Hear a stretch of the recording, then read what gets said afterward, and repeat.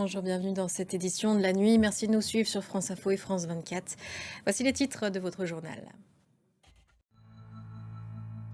C'est une provocation à grande échelle. C'est comme ça que Vladimir Poutine qualifie l'offensive de l'Ukraine en territoire russe, offensive qui a lieu dans la région de Koursk.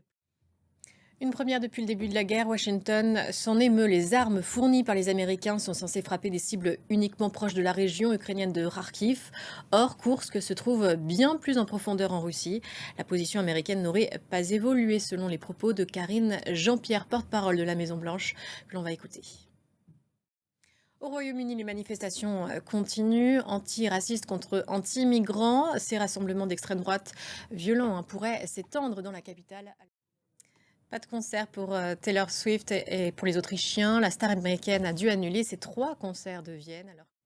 Puis il a pris son avion à destination le Bangladesh. Mohamed Younous a donc accepté mardi de devenir Premier ministre par intérim.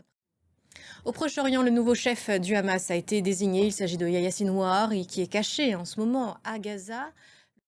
L'information de dernière minute, c'est en Tunisie. Kais Saïed limoge son Premier ministre Ahmed Achani en poste depuis août 2023.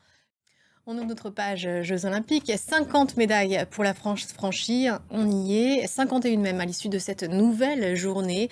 Journée mitigée tout de même pour la délégation française. Et puis c'est bien elle, la star de ces JO, une vasque 100% électrique, écologique. Elle est signée EDF. La montgolfière qui crée depuis 12 jours chaque soir l'émerveillement quand elle s'élève à 22 h dans le ciel parisien. C'est déjà un monument. Les images sont commentées par Christelle Méral.